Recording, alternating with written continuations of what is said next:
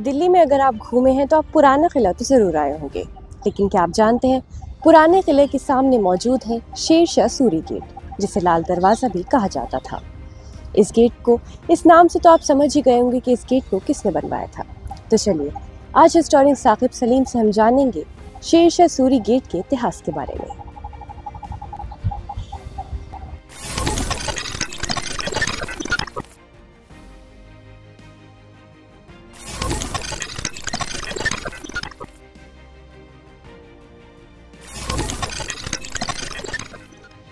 तो जैसे आज हम शेर शाह सूरी गेट पर मौजूद हैं, तो मैं जानना चाहूँगी इसके इतिहास के बारे में, कब बना था ये और किसने बनवाया था। जी, जैसा कि इसका नाम ही शेर शाह सूरी गेट है, तो ये तो साफ़ है कि शेर शाह सूरी ने ही बनवाया था। और शेर शाह सूरी का जो शासनकाल है जो दिल्ली के अंदर, वो 1540 से 1545 लगभग 5 साल है। तो ये उसी दौरान बना। सामने पुराना किला है और ये उसी के सामने बना। तो ये पक्का है कि 1540 से 45 के बीच बना। और इसका जो आर्किटेक्चर है वो अगर देखा जाए तो जितने गेट आपको नज़र आते हैं उस दौर के, उनके हिसाब से काफ़ी ज़्यादा नक्काशीदार और काफ़ी खूबसूरत तरीके से बना है। ये अलग बात है, आज के वक्त में ये मोस्टली बंद रहता है या बंद ही रखा जाता है। उसकी बहुत सारी वजह हैं कि इसे उतना मजबूत अब उस हालत में नहीं है, ये ASI का मानना है। तो इस वजह से शेर शाह सूरी गेट आज के वक्त में बंद है। लेकिन ये शेर शाह सूरी ने 1540 से 45 के बीच, जब उनके दौरे हुकूमत था, तब बनवाया था। जैसा आपने बताया कि ये बंद ही रहता है, तो ऐसा क्यों है कि इस हालत में नहीं है कि इसे बंद ही रखा जाता है? क्योंकि 2012 में भी तेज़ बारिश की वजह से इसकी चीज़ें ख़राब हुई थी, तो ऐसा क्यों है? वक्त बहुत हो चला है, लगभग 500 साल हो चुके हैं। 500 साल पुरानी ज़्यादातर चीज़ें अगर देखा जाए तो वो उस हालत में नहीं हैं। अगर आप देखें तो लाल किले की ज़्यादातर चीज़ें मरम्मत होती रहती हैं, जो कि इसके बहुत बाद बना है। तो अगर आप 500 साल पुरानी चीज़ों को ढूंढना शुरू करेंगे तो आप देखेंगे कि ज़्यादातर चीज़ों का जो हालत है, जो रिनोवेशन है, वो बहुत ज़रूरी होता चला जाता है। तो ऐसे में इसका रिनोवेशन उस ज़माने में उस तरीके से नहीं हुआ, पहली चीज़। और सिर्फ़ एक छोटा सा स्ट्रक्चर है, बाकी जगह ऐसा नहीं है। जैसे पुराना किला एक बहुत बड़ा एरिया है, तो उसमें भी अगर आप देखें तो कुछ चीज़ें ख़त्म हो गई हैं, कुछ चीज़ें टूट फूट गई हैं, कुछ चीज़ें बहुत ही रिसेंटली डिस्कवर आउट हुई हैं। तो ज़ाहिर सी बात है 500 साल पुरानी चीज़ उस हालत में नहीं रहती कि उस पर टूरिस्ट्स बहुत ही आम तरीके से आ जा सकें।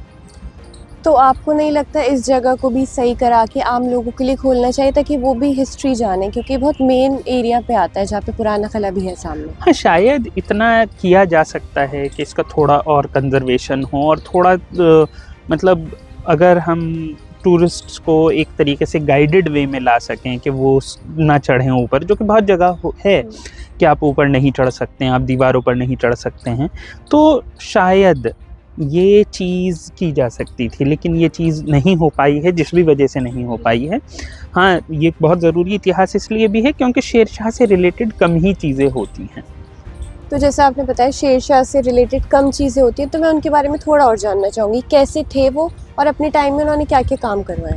देखिए, शेर शाह सूरी जो थे वो एक सूर एम्पायर अगर हम कहें तो वो उन्होंने शुरू किया। वो एक बादशाह थे, जौनपुर में रहे शुरुआत में, फिर वो बिहार चले गए, बिहार के गवर्नर बने। ये वही दौर था जब हिंदुस्तान में बाबर की हुकूमत भी पैर जमा रही थी या जमाया। तो उसी दौर में वो उस वक्त वो बिहार में थे। बिहार से उन्होंने बंगाल की तरफ अपने आप को बढ़ाना शुरू किया और धीरे धीरे जो मुग़ल एम्पायर तब नया नया बन रहा था बाबर के बाद हुमायूं का, उसे उन्होंने चैलेंज करना शुरू किया, जिसकी वजह से दोनों के बीच एक जंग हुई और हुमायूं को मुल्क छोड़ के, भारत छोड़कर जाना पड़ा और दिल्ली पर हुकूमत 1540 में शेर शाह सूरी की हो गई, जिसे हम सूर डायनेस्टी की शुरुआत कहते हैं। तो इसी के साथ यहाँ पर शेर शाह सूरी की हुकूमत थी। शेर शाह सूरी कुछ चीज़ों के लिए बहुत ज़्यादा जाने जाते हैं और बहुत लोग ये मानते हैं कि बाद में जब वापस हुमायूं आए और उनके एकदम बाद हमारे जो क्या कहते हैं उनको, अकबर ने जब हुकूमत की, तो अकबर एक बहुत बड़े वक्त तक या बहुत बड़ा हिस्सा उनका शेर शाह सूरी की पॉलिसीज़ को लगाने में लगा। तो जैसे शेर शाह सूरी का पोस्टल सिस्टम भारत का जो है वो उन्होंने शुरू किया, ग्रांड ट्रंक रोड जो रोड सिस्टम है वो उन्होंने शुरू किया। और आप देख सकते हैं इसके अलावा रुपया जो इंडिया का जो कॉइनेज है उसको उन्होंने शुरू किया। उसके अलावा जो खेतों को नापने का तरीक़ा माना जाता है, ये सब इसमें भी बहुत हद तक उन्हीं पॉलिसीज़ को वापस लगाया गया था, अकबर ने लगाया।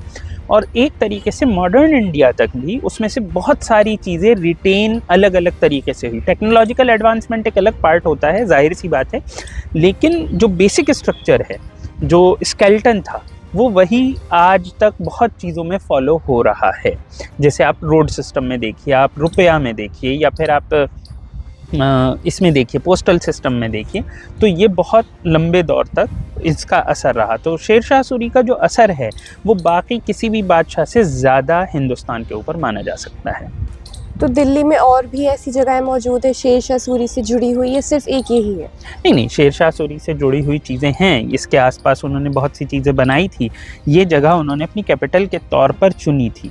तो यहीं पर पास में हुमायूं ने भी अपनी कैपिटल चुनी थी, तो यही जगह जो है उन्होंने अपनी कैपिटल चुनी थी। तो जाहिर सी बात है यहाँ पे बहुत से एडिशन उनके हुए, लेकिन ज़्यादातर चीज़ें आज उस हालत में नहीं हैं जिस हालत में अगर आप देखें तो कुछ चीज़ें रह गई हैं जो कि अच्छी हालत में हैं, जैसे हुमायूं का मकबरा। उस तरीके की चीज़ें शेर शाह सूरी से मुताल्लिक़ जो हैं अब नहीं। धरोहर के इस एपिसोड में हम आपको लेके आए थे पुराना किला के सामने मौजूद शेर शाह सूरी गेट पर।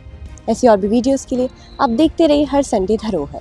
कैमरामैन साजिद के साथ अमीना मालिक।